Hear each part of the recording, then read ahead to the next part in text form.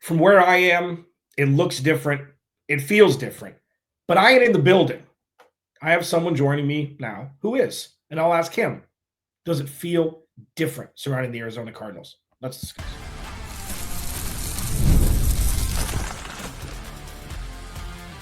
You are Locked On Cardinals, your daily Arizona Cardinals podcast.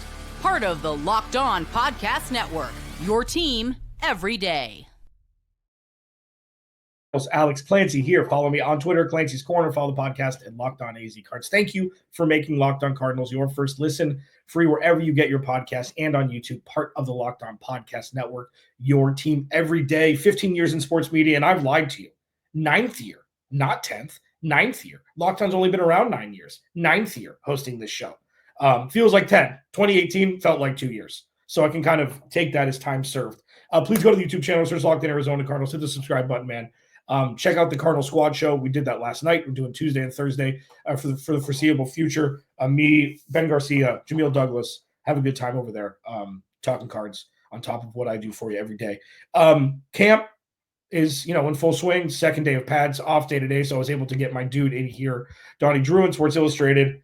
See, I was talking to Donnie before I hit record. It's like when you are on the beat, you're writing articles, and then you add the tertiary responsibility of now joining podcasts, that's when you're screwed.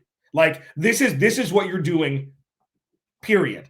The sleep is less. You got to have more content. You got to be cheerier maybe when you don't want to be. Welcome to the game, my dear friend. Yeah, man, it's good, man. This is my 5th training camp as a media member. So you got me almost doubled in terms of time doing it for Locked On. But your job is so much harder than mine. Like, let's not do that. I mean, what do you just turned 30, right? I don't know, man. You talk by yourself in front of a microphone for 30 minutes a day. Like, I think if I tried to do that, they would throw me into the loony bin. Like, it takes a rare breed to be able to do that consistently. So a big shout out to you, man. But you can attest to this, brother. Like, we've done so much more for such less. Like, what else would we rather be doing right now? Truly. Yeah, you're exactly where you want to be, and I'm exactly where I want to be. So that works out for companies that we love. Sports Illustrated writer, Arizona Cardinals. So, Donnie, listen, we'll talk Marv on his huge muscles. We'll talk the defensive flexibility in the second segment with, the loss of Sterling Thomas. Could that potentially be a happy accident into unlocking what I've called kind of the demon mode of this defense? But first, like, overarching theme here. It feels different. It looks different. You guys have done great work with videos. You and our boys in the business out there. Inside the stadium, downset hike. Does it feel different, or am I just glamorizing something that's pretty much the same, just with better players?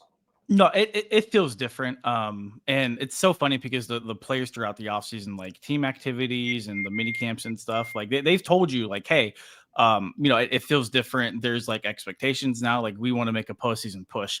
I think now we're getting closer to actual football. They want to bring that back a little bit and try to remain neutral, try to focus on more of the, hey, like, we're not worried about the outside noise. We're just going to focus on the process. And, we're a very process driven team, not a results driven team. But that being said, I think the players can look around. They can look at players number 1 through 90 and feel like, hey, like, this is a team that can do damage, that can make noise. And I think that has been reflected in training camp, specifically on the defensive side of the ball. But we've seen the offense kind of come and go throughout the first week. But the defense has remained fairly consistently good at a high level.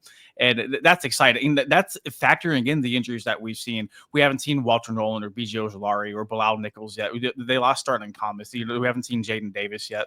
But so many guys already missing. And the fact that they've looked this good at this point in training camp, I feel like it's easier for an offense to find its rhythm. Excuse me. I feel like it's easier for an offense to find itself and to hit its stride as opposed to a defense playing good ball. So, like, if that's already happening already defensively, you have to be confident that at some point the offense is going to sit back and say, hey, you know what? Like, we've been dominated the last couple of practices. We've learned what it's like to face a good defense. Now we don't have to worry about that Sunday after Sunday. Like, we practice good on good, iron sharpens iron throughout the week. So it doesn't matter who we face. It doesn't matter who we go up against every Sunday. It's just going to be another day that ends in Y for us. Yeah, like that's just like you just threw a bunch of different thought processes into a blender, and that's kind of what it is. Like, that's not a joke. Like, there's a lot to to dissect here with what's going on with the Cardinals and a lot of different angles. It's like, okay, so I was arguing with myself yesterday, as I do sometimes on the show, like when I see Kyler Murray dump down to Trey McBride, and you see, I think it was Trey McBride, and then you see Marv over the top for a 15-yard gain that would have been wide open, but Kyler's checking down. When things aren't going well the first day of Pats for the offense, it's like, bleep. It's like, well, it kind of snaps back to like, oh, are we overstating with, obviously, but it's still camp and everything. But then I realized, like, all they did was upgrade the defense, and they ran it back with the offense. So you're right. Like, this is going to be something where the Cardinals offense is going to be going up against potentially a top 5 defense this year every day in practice. So that's going to help. And when it's like when, batters in the batting box are hitting with extra weight. So their bat is lighter when they're going up to bat. You hope that that's kind of what the chronology of things are going to be. But with that, is there any cringy stuff that you feel we just can't help it at this point? It's like, oh, well, there's a missed chunk game. Oh, well, there's an interception that shouldn't have happened. Like, is any of that seeping in, or is this very much just like, it's July? It's a little bit of both.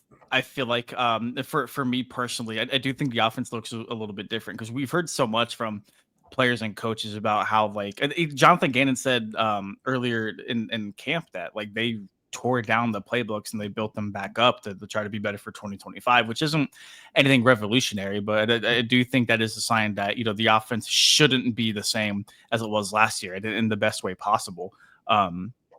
Like, for example, like, I think Marv looks great. We'll talk about him, but I'm sure a little bit later in the show. But, like, that connection between him and Kyler is still very much a work in progress. Like, there's been numerous missed opportunities between the two. And I'm not saying it needs to be perfect. I'm not saying, like, every pass should hit Marv right in stride, right on the hands. But, like, there's been numerous opportunities that, like, Kyler has missed Marv on. Well, that's something that the insight you get when it's not just the highlight reels. I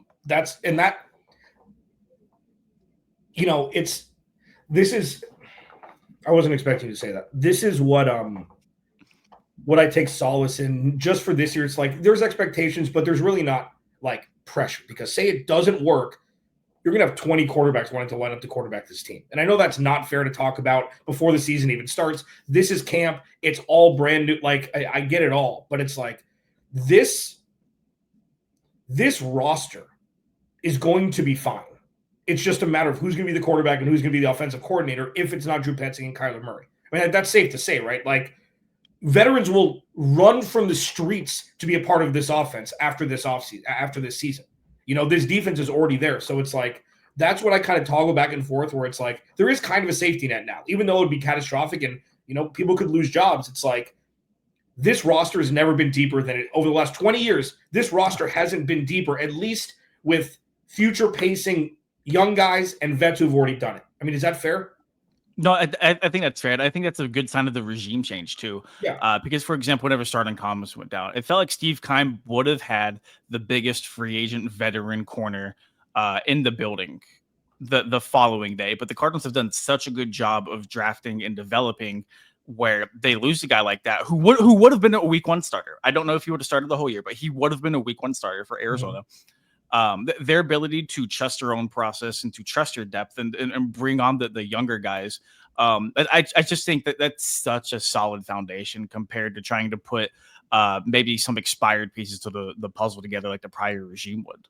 Yeah, no, that's right. And I mean, like, we were talking about this on the squad show yesterday. Like, most cornerback rooms are filled with quote unquote infants, very young players. That's where the speed is, like, in the youth.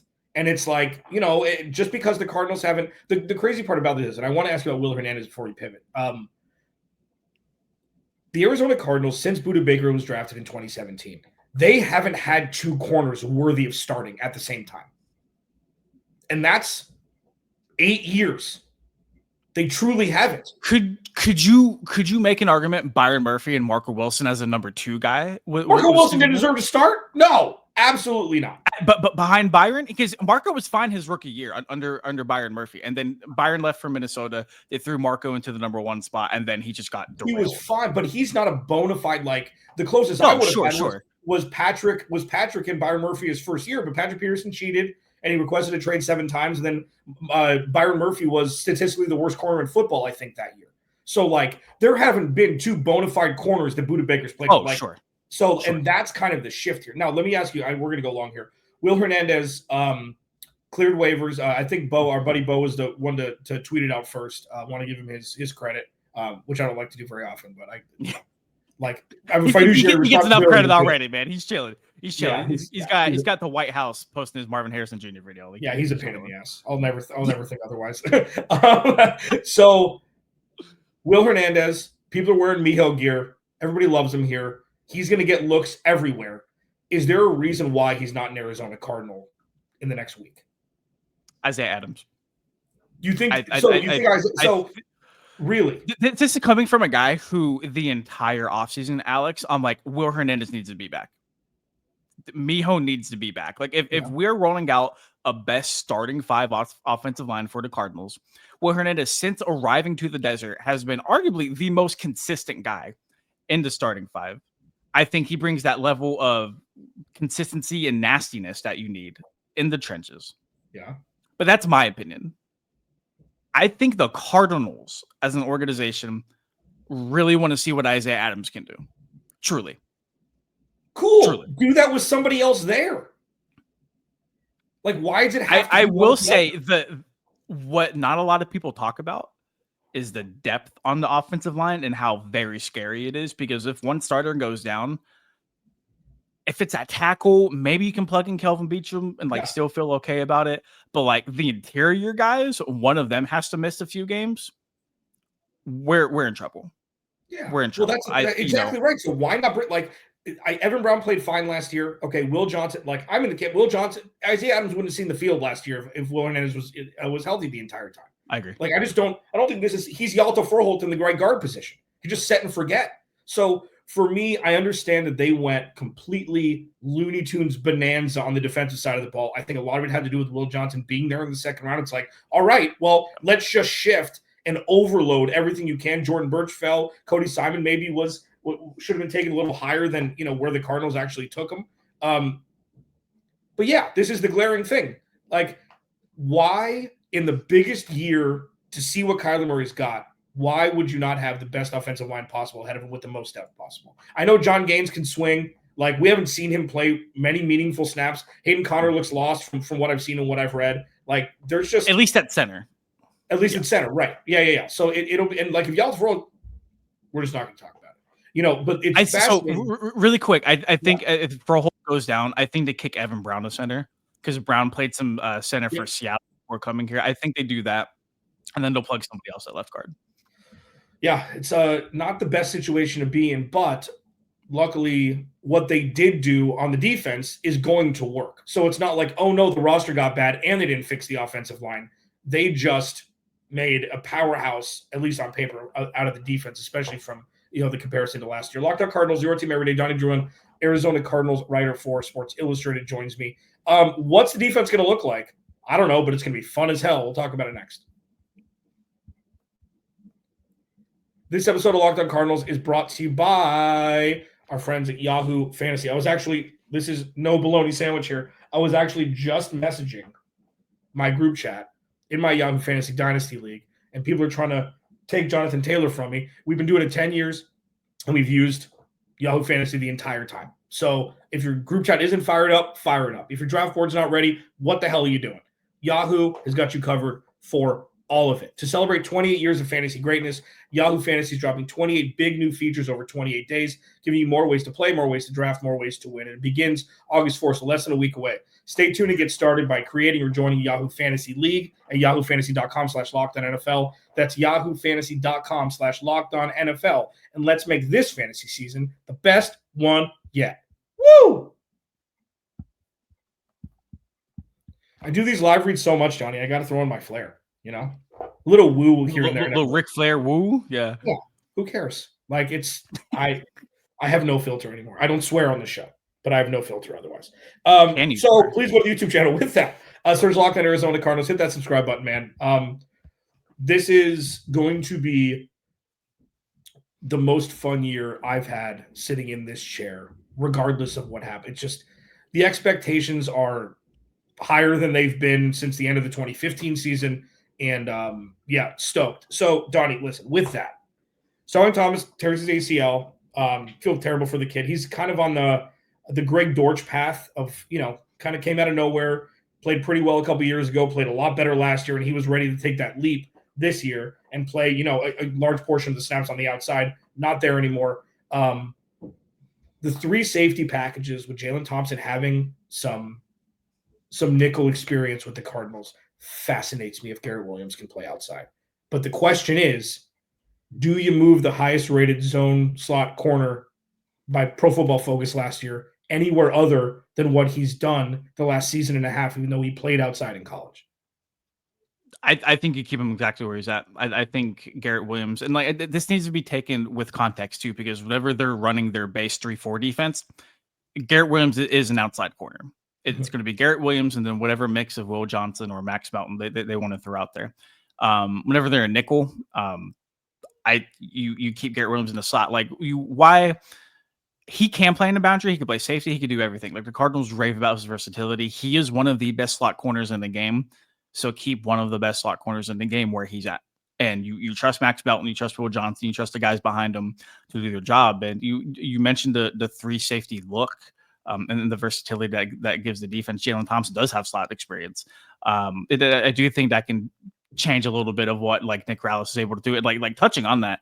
I'm so excited, obviously, for the expectations around the team, but what Nick Rallis was able to cook with the ingredients he had last year, he upgraded to a 5-star kitchen this year. I am so excited to see what that little evil mastermind can do, because if they play up to expectations and he does his thing like he did last year, he's gone.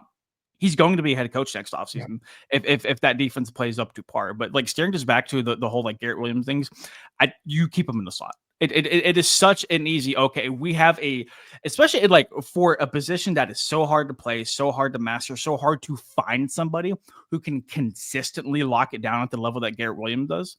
You keep him there. That doesn't mean you don't put him anywhere else. It doesn't mean you don't get a little bit sexy in terms of what you do defensive personnel wise. But at the end of the day, if you're running nickel, he needs to be your nickel corner. Yeah, no, it seems Occam's razor. Usually the most simplest answer is the right one. I think that's right. And if I said Garrett Wilson instead of Garrett Williams, I don't know if I said that, but I think that I did. I wasn't talking about the wide receiver. Garrett Williams is the. So the thing that I struggle with here is if Adrian Taylor-Demerson is ready to supplant Jalen Thompson this year, which we saw a downturn last year from Jalen, people have, it's playing safety is hard in the league. Okay. Budda Baker makes it look easy. I know free safety, strong safety, different positions, but Jalen Thompson has been Budda Baker's rock since 2018. Yeah. So I find myself leaning towards, well, if 21 can move outside, and you could have Jalen Thompson and Budda Baker and Adrian Taylor-Demerson, who is going to be the bruiser future over the top for this team, and then it's Will Johnson and Max Melton on the other side in nickel packages, you do it. Those are the hardest hitting corners all on the field, hardest hitting DBs all on the field all at the same time. So if Nick Rallis is breeding and yielding and promoting violence, that's the violent package. And if Will Johnson can come in and start week 1, it's holy mother of Moses. This is going to be, and everybody's young. I mean, I know Budda's going to be 30, but this is moving forward. That's what I struggle with. Either it's going to be Jalen Thompson on the field with the other dudes, or it's going to be Adrian Taylor-Demerson slowly starting to, I call it a solar eclipse, slowly starting to eclipse Jalen Thompson's relevancy and take that role from him. I mean, he may be a year away. I mean, you'd be able to lend closer to it. Yeah, I think I'm not sure I'm ready to dethrone Jalen Thompson quite yet. But what I will say is that Rallis loves that 3 safety look, loves it, and rightfully so, because you can do a lot of different things with that.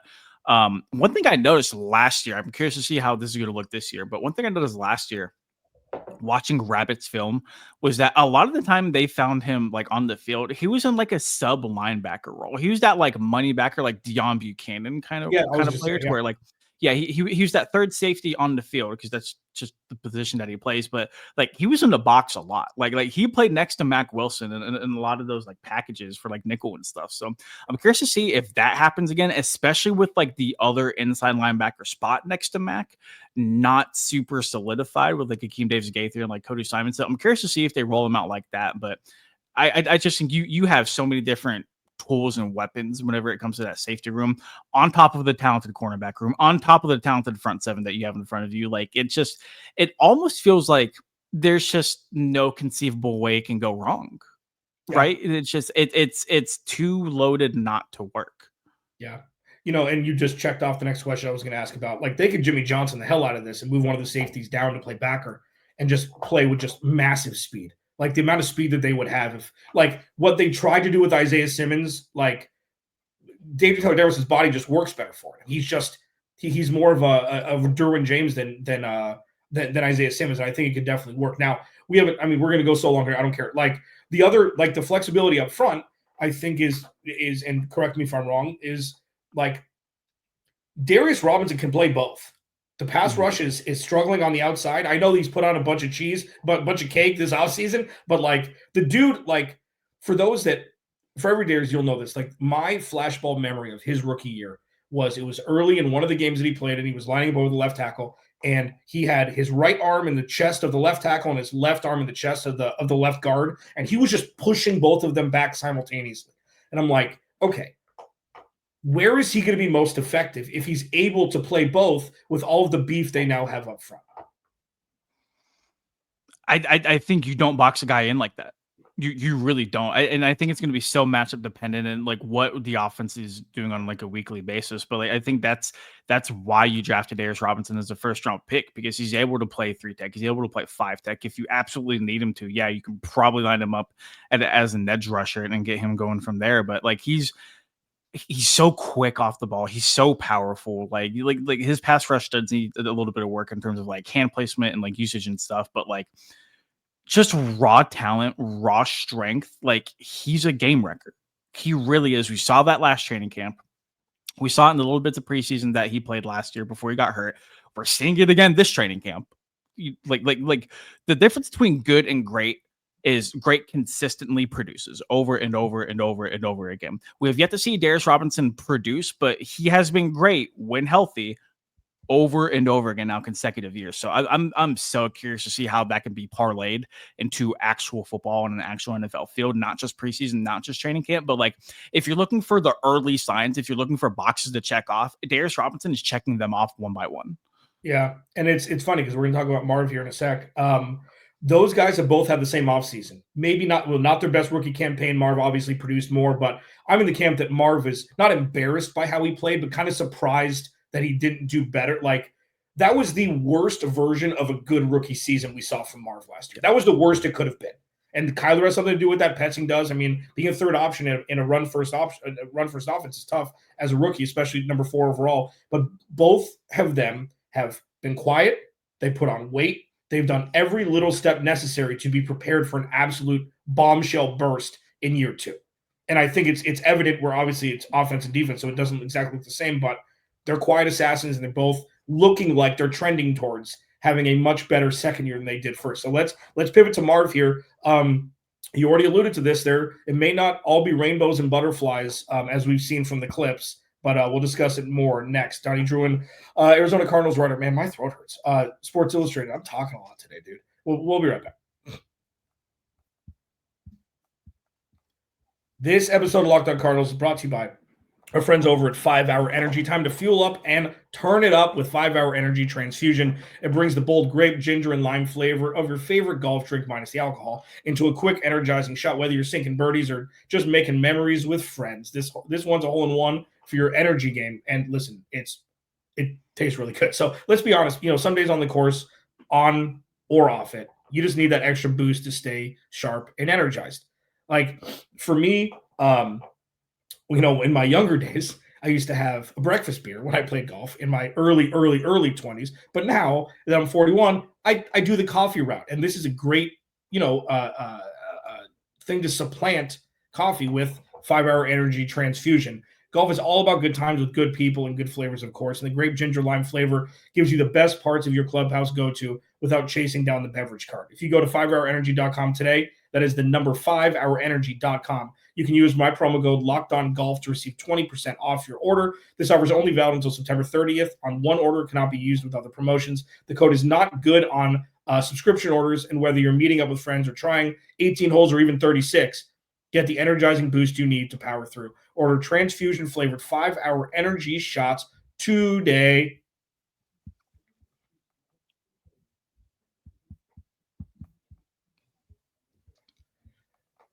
Donnie, Druin, Sports Illustrated, Arizona Cardinals writer, joining me here, getting a deep dive into camp. Please go to the YouTube channel, search Locked In Arizona Cardinals. Hit the subscribe button, man. Cardinal Squad show twice a week. The lineup after games this year, I will be going live. I know people have been pining for me to go live. I will be going live immediately following each game. And then subsequently after that, we will be doing a full live Arizona Cardinals squad show for an hour. So you'll get an hour and a half of Cardinals talk after each game. That is our promise to you here at Locked On. Donnie, Marvin Harrison Jr., couple ridiculous catches we've seen, a couple contested catches with very accurate throws from Kyler Murray. Yep. Give me the positives and give me the not so positives that you've seen so far.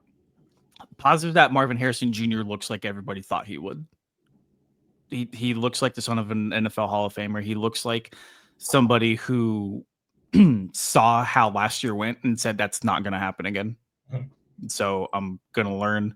The most impressive thing I think he's done isn't bulking up this offseason. We were talking to him a little bit earlier in like OTAs, and he was asked about what he wanted to work on. And he went into this like deep nerdy dive about like whenever he watches film, pinpointing where defensive backs are like attacking him at like certain points of like the route, and like trying to pay attention to details of like where the corners are in relativity to where he is when he's catching a pass. The devil's in the details, and it's going to be hell for anybody who lines up against Marvin Harrison Jr. this year, because I noticed that the connection between him and Kyler is still very much a work in progress a little bit earlier in the show, but he looks like the number 4 overall pick. He very much, and I'm talking consistently. It's not a splash play. It's not, oh, he'll catch 7 out of 10 passes his way. Marv, I think, I cannot remember him dropping a pass. I think he's won majority of the one-on-one matchups he's had against corners so far through 2 days of padded camp. He looks like 2025 is going to be the year. By all accounts, it looks like he's going to be the guy everybody wants him to be. And that's very, very exciting. And the only drawback I have, and it's not even him, it's in team activities, there's been a handful of passes to where the ball's either like been behind him or it's just like not found him. And like maybe that's going to happen. Maybe it's Kyler in training camp just trying to figure out what works, what doesn't, what throws he can make, what throws he doesn't. So like, I don't want to rag on it too much, but just from what we've seen, that connection is still a work in progress. It's better. It's better because of Marvin Harrison Jr. It's better, but the timing, the rhythm, the connection, like it still needs work before we're going to call that the best quarterback receiver duo in the division, in the league, et cetera. Yeah. And I think, before the Tyler haters rejoice, which, just chill with the comments here for a second. Let's kind of put this in perspective here. A quarterback's job is to put it in an area where an elite wide receiver can go get it. Okay. Patrick Mahomes, you just throw it down the field and Tyreek Hill would go. So this isn't all precision. This isn't all Tom Brady throwing behind, between 2 DBs to Gronk or Edelman. Like a lot of this is fluidity and touch and feel and trust. And that's something that I don't think you can show one way or the other in camp. Like that's not the point of camp. The point of camp is to make sure the routes are run properly, make sure the ball is put, on the nose. And if this is on Kyler Murray, I've pulled the restrictor plate off on starting to have that conversation if it's needed in the middle of the season. But I just don't think it's there yet. I don't think it's going to be necessarily necessary. But it's fascinating that they're just trying stuff. I hopefully that's more of the package than we're now in the end almost of the second camp and a full season, and they're still trying to figure it out. Those are very different ways to look at the same things on the field? It's probably a little bit of both. I would imagine so. I would. And I like the point you brought up too about Kyler doesn't need every pass to be dime on the money, especially when it's just Marv one-on-one with somebody. Like, the luxury of having a Marvin Harrison Jr. is that he can make those plays happen. He can come down with those passes. It doesn't need to be right on the money, because as long as he comes down with it and he's capable of coming down with a lot of passes, the chains are going to move and they're going to score and they're going to win. And that's the name of the game, is winning. That being said, I think there's still a lot of room for growth. I don't think that's good. I don't think that's bad. I think it just is what it is. And I am so curious to see what happens preseason playing time wise. I really, really do. Because if we're being honest, I think they could have benefited from that last year for sure. Yeah.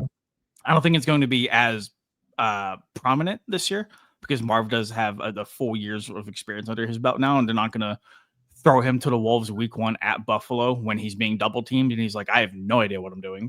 Right. I didn't expect this at all. So it's going to be different, but I would still like to see just reps. And they say that every press conference. Hey, how can the connection be improved? Just reps. That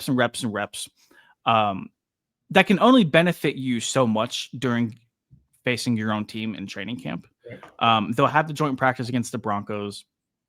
They'll have a couple preseason games where it's a live environment and guys aren't like pulling back. They're not trying to like hurt each other or anything like that. So that's different. It very much is. I'm confident that connection can and will grow. Mm-hmm. But if we're talking like, if you're making me pick early training camp growing pains, that's one of them. It's not like headline worthy. It's not Kyler's missing Marvin Harrison Jr. at every opportunity. But like there's been a few balls where I watch it and I'm just like, okay, like it's not quite there yet. But like, should we expect it to be? Yeah, I don't know. I mean, you could easily say yes, you could easily say no, and make arguments for it. So in that case, who the hell knows? I mean, what I'm looking at, and we'll get you out here on this, like, I'm fascinated to see what the top target allocation is going to look like. Like, well, what I've said is, if Marv is nipping at Trey McBride's heels for pass catcher 1 on the depth chart, the Cardinals are winning 12 games. Like, if that's really what it is, like, Trey McBride is going to be the best tight end for the next 3 years in the NFL. Like, it's just showing. I still think George Kittle's there. I think it's just the system. He's great. It's just, if he's healthy, he's there. But like, I don't see another tight end. You can shove it with Sam Laporta and all this other stuff from 2 years ago. Like, Trey McBride is going to have 90+ catches, going to have over 1,000 yards, and hopefully he's going to have more than all of the total touchdowns in his career, which is what, 8, including the one he fell on this past year and the rushing one. Like, if Marv is there and they're 1-1A, true 1-1A, the Cardinals are winning a boatload of games this year. So let's just hope that that's the ceiling. I mean, do you see that? And then, I mean, or do you think Trey McBride's that's still going to be him because he's that good? I think Marv is going to eat into not into McBride's target share, but I think the discrepancy. He's going to earn his share. Absolutely. Yeah. Absolutely. I think McBride is still the top guy in terms of like passing weapons. And how could he not be with how dominant he is, the mismatches that he creates? I do think I'm so excited for Marv. I really, really am. Just like watching him routinely just dominate practice after practice after practice.